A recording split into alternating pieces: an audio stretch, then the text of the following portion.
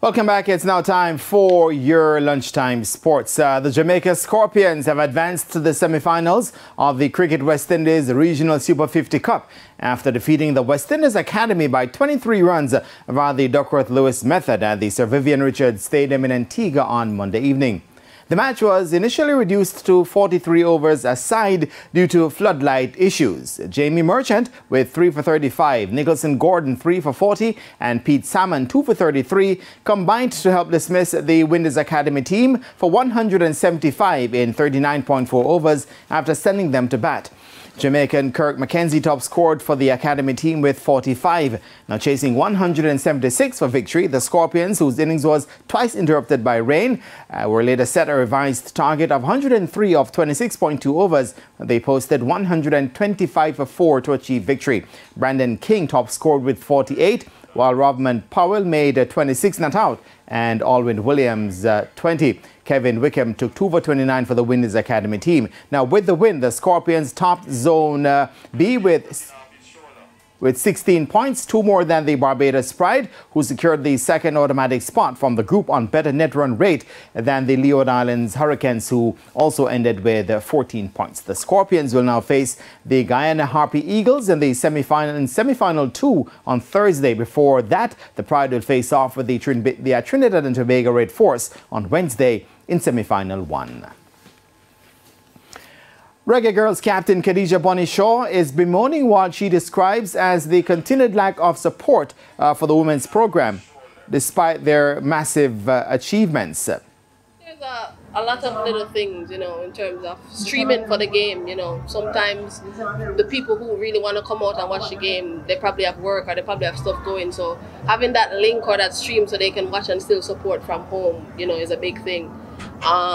And I would just say, the more support, we qualified for the World Cup and there's really anything, this is back to back, this is history, and nothing is going on. There's no communication. We don't feel like, we've done this, within a group we've spoken, but at the end of the day, it comes down to a lot of the little stuff that can make a big difference.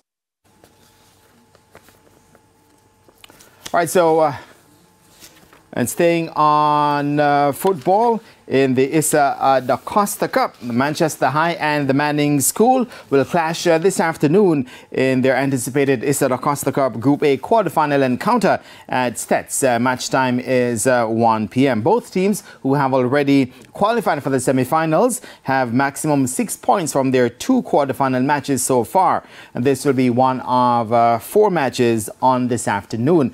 Now, Clarendon College, who need only a draw to advance to the semis, will face off with the Dintle Technical at Stets at 3:15 p.m. Dintle Technical need a win to advance ahead of Edwin Allen, who will tackle Central High at Fogo Road High at 3:15 p.m. Elsewhere on the day, William Nip take on Froome Technical at Jarrett Park, and that match kicks off at 1 p.m.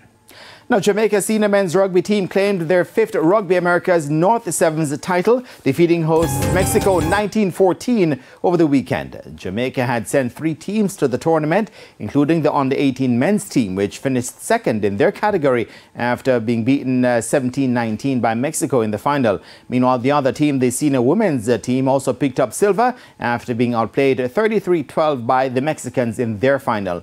All 3 teams are heading into major competitions following the results, with some of the teams having historic firsts.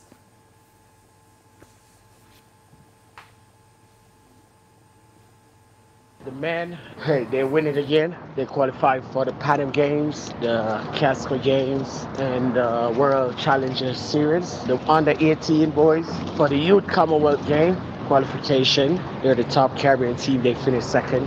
And Mexico win it, but Mexico is not a Commonwealth team. The women qualified for Pan Am Game for the first time ever. They qualified for Pan Am Game, and they qualified for the CAC game again. The championship should have been held in February, but the Iran Medical Committee and the Mexican Rugby Federation decided to postpone it because of a surge in the COVID-19 Omicron variant at that time.